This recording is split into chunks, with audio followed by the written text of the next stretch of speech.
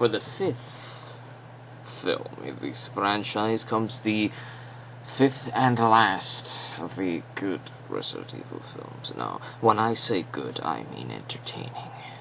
Because after this, I'm no longer entertained, and I just start to feel insulted. But we'll get to the 6th one later. Today, we're going to talk about Resident Evil Retribution. Privy to the outfit that she's wearing, and privy to the outfit she was wearing in the previous film, you might be right in assuming that the type of shtick for Retribution is very similar to Afterlife. Afterlife had a lot of Matrix references and Dawn of the Dead references and things of that nature, through like the slow-mo cam and all that other stuff. Afterlife was full of it, and the music was good too. The music is a little bit different in this one, but it's not bad by any means. I enjoyed listening to it. And Alice is fine in this.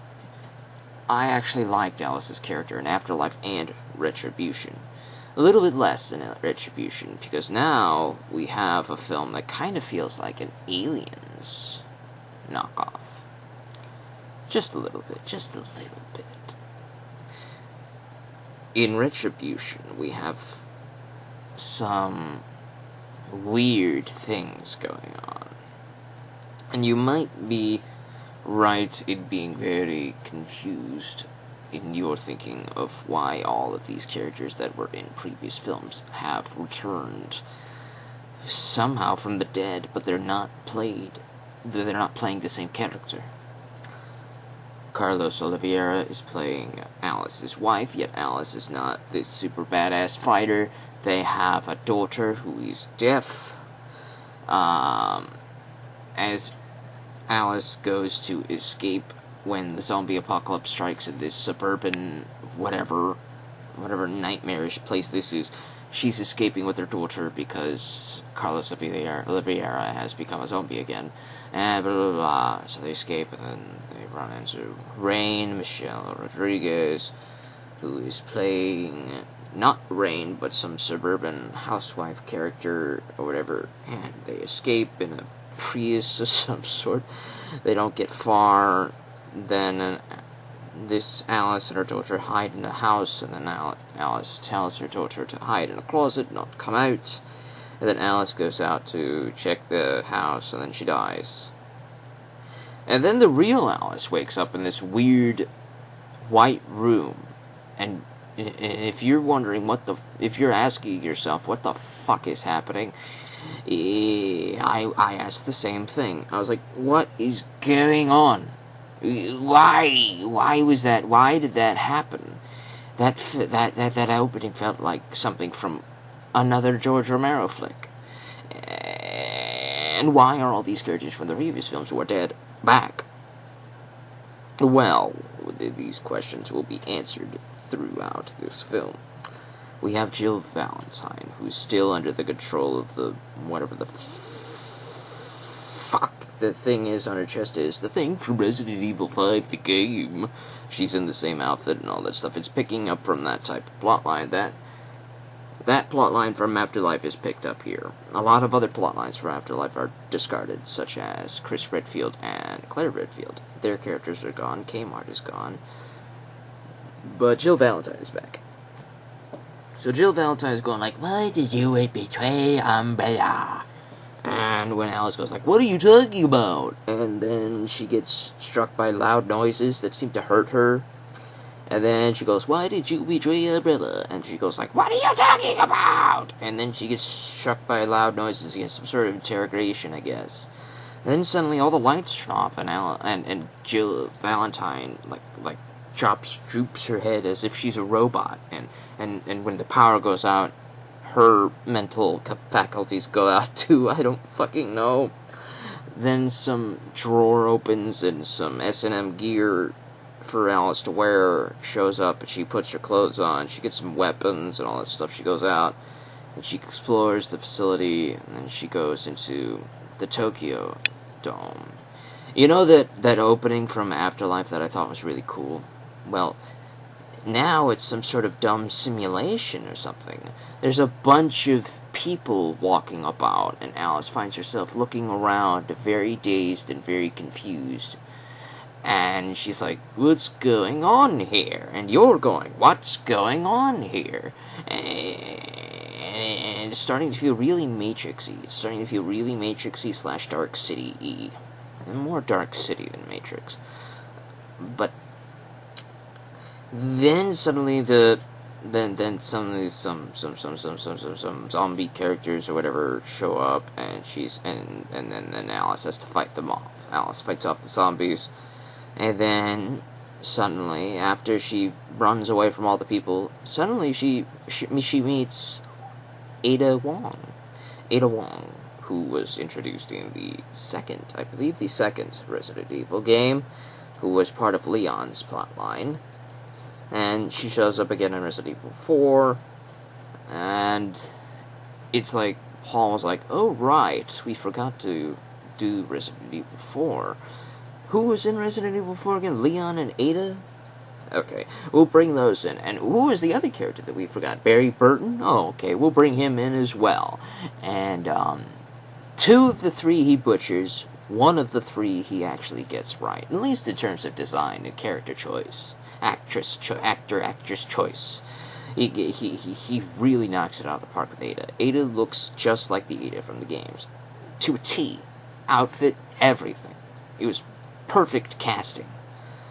This Ada tells Alice to come with her, blah, blah, blah, blah, blah, and suddenly Wesker's on the screen going like, I'm here to help you now. For some reason. Because Paul realized that Resident Evil 4 existed, and Wesker was helping Ada for some mission or something. He didn't seem to be on the side of the bad guy Plagas and Sadler and everything of Resident Evil 4. So you might be thinking, oh, he might be a good guy or a third-party interest, and that's how Retribution's Wesker. He played by the same character from Afterlife. So Wesker's mostly behind a screen, on a screen telling you, I'm here to help you now. Our differences can be settled later. You need to get out of there first. And they bring back the Red Queen. You know, that AI from the first movie that was actually just following her programming. She didn't go AWOL or anything like that. She was actually following her protocol in containing a virus. Well, now she actually did go haywire, AWOL, crazy. In Retribution, she actually is crazy in this one. And,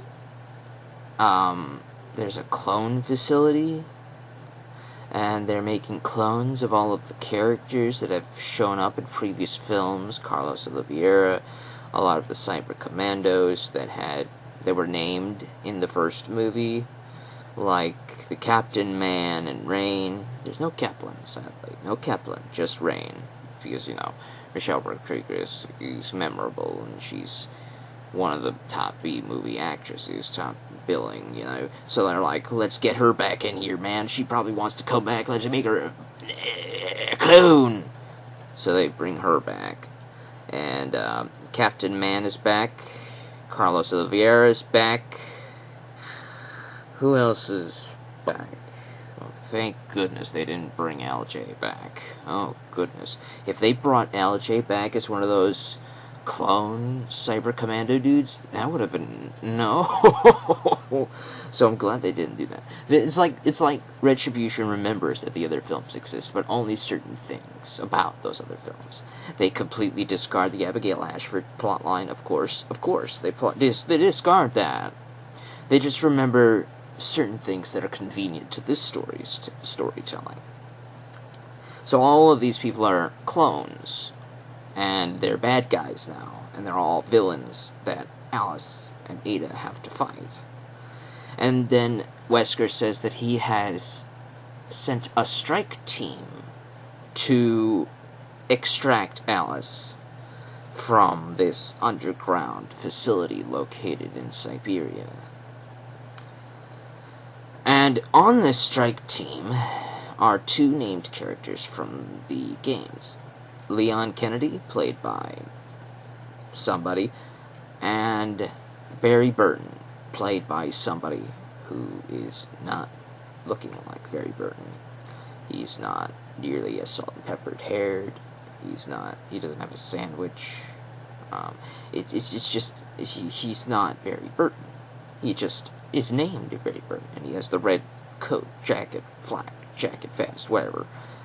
So, two people named Leon Kennedy and Barry Burton, and the rest of the no-names. And Luther West is there, too. Luther West, who survived. He actually survived in the epilogue of Afterlife.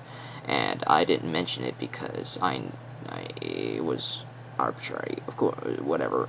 They probably made him survive because he had star power or whatever. The filmmakers are like, oh, you're really cool. We're going to bring you back for the sequel or something.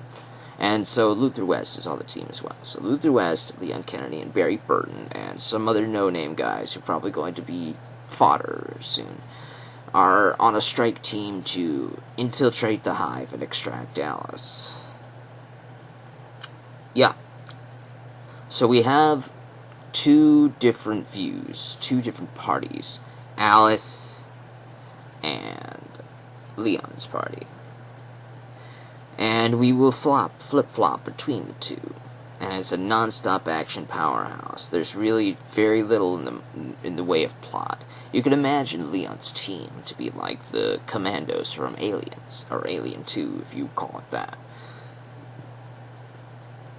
And in Alice, if you could compare her to Ripley, which you shouldn't, Alice would be the Ripley character, because she also looks after a little girl. Because when Alice and Ada reach Suburbia, the Suburbia testing arena, they end up finding the daughter of the other Alice, the Suburban Alice clone. And that daughter recognizes Alice as her mom. And Alice is like, I'm going to be a mom now to this character, for no reason at all. She just suddenly has motherly impulses. Probably because she's a mother now herself in the real world. I don't know. She and Paul did get married. That might be why he keeps encouraging the Alice character throughout this franchise. In fact, I think that's exactly why he's encouraging the Alice character in this franchise. So Alice picks up the daughter, and the Cyber Commando clones show up. And they're all being like, we're bad guys, we're working with Jill Valentine, you need to turn yourself over to us. And Alice is like, but I don't want to. And the other guy says, you have to turn yourself over to us. And Alice is like, but I don't want to. So they have a shootout. Ada makes a distraction, so Alice and the daughter character escape, and Ada makes a distraction, whatever. Dumb shit happens. And as Alice and the daughter are escaping, they run into Suburban Rain. Suburban Rain survived the suburban testing zombie breakout, whatever. And Alice is like, and Rain's like, what's with the S&M get-up? Because there's two Rains so far. There's Suburban Rain, and then there's Clone Cyber Commando Rain, who's working with Jill Valentine, who are all slaves of the Red Queen umbrella plotline, whatever. So Suburban Rain is the good Rain. The good Rain doesn't know how to fight, but Alice leaves the good Rain with a gun, all the same, to look after the daughter, while Alice has to go into Moscow, because our Leon team are running into a lot of trouble. Because Paul remembered that Resident Evil 4 existed, he says, he has the Red Queen go like, send in the Los Plagas strain, and all of these undead looking, I don't know if I'm allowed to say this word, but you remember World War II You remember the Axis powers? The one that's most popular, those soldiers. Now imagine dead snow. Now imagine they're not vampires, but they're Los Plagas. Those types of characters, that archetype, they're attacking Leon and his squad. They're all using guns and all sorts of big action-packed shootout. And more of the nameless mooks are dying off. So Alice shows up to save 3 of Leon's team. Everybody else dies. And guess which 3 she saves? The 3 that had names. Barry Burton, Leon Kennedy, and Luther West. So, she takes a Moscow car, she escapes the Moscow testing facility, and they enter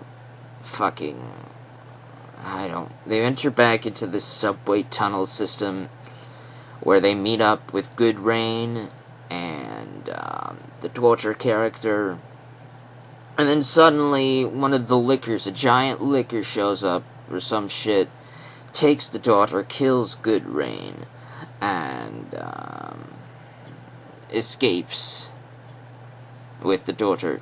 And Alice is like, I have to go after her, I have to save her. And Leon Kennedy is like, she's not your daughter, why are you doing that? That's dumb. And Alice is like, I'm going to do it anyways. So she goes to save her daughter, just like Ripley went to save the young girl character in Aliens. It's like the same idea. It's like these films are all just other films and game scenes and characters thrown in as a big fan fiction series of I don't know how these were made, but they were made amazingly bad. It's so entertainingly bad. So Alice goes to save the daughter character, and Leon and the rest could decide to go to the exfiltration area, because Alice said she'll meet them there. So Leon, Barry, and Luther West go to do that. And then they end up meeting Jill Valentine and the other bad guys. And they go into a shootout. And stuff happens. Meanwhile, Alice saves the daughter character. And she gets back to the rest of the party. Barry Burton dies. And Leon and Luther, Alice, and the daughter character escape topside. Of the clones, all the clones except for Rain die. And Evil Rain and Jill Valentine go escape to the surface when Alice and team also get to the surface. And then the daughter character gets placed into a shuttle vehicle, and Alice says to stay here. This is basically writing the daughter character out of the story for now, because she's no longer needed. So the stay here thing is just stay here, we don't need you in this movie anymore. So Alice, Leon, and Luther West escape the vehicle like it's tossed outside or some shit. And Jill Valentine and Evil Rain show up. And Evil Rain takes like this Plagas vial and she stabs it into her arm to become Super Evil Rain. The dumbest thing ever. This cheese is over 9,000 now. So Alice, Leon, and Luther West face off against Jill Valentine and Super Evil Rain. And during this battle, Alice manages to free Jill from the mind control device on her chest, and Super Evil Rain kills Luther West.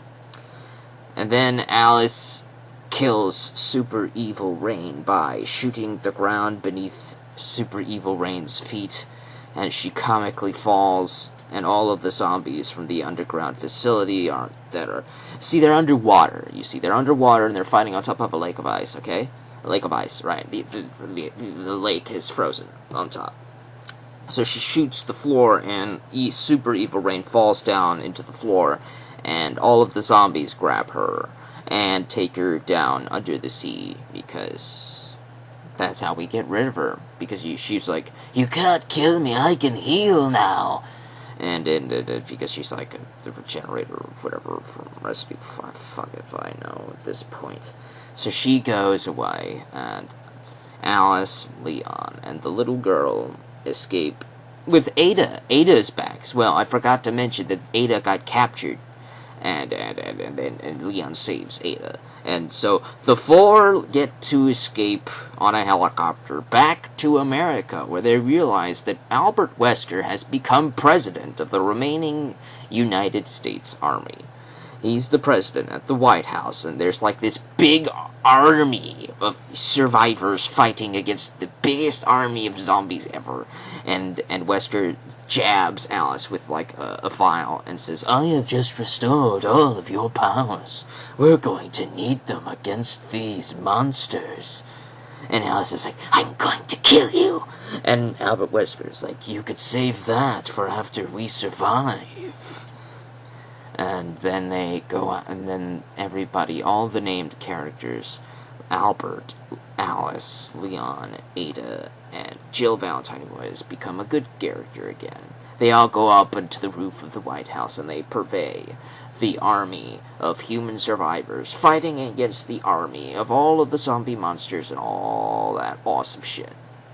And I thought that was the most over-the-top, dumbest ending you could ever have, but it was also the most over-the-top, awesomest thing you could ever have.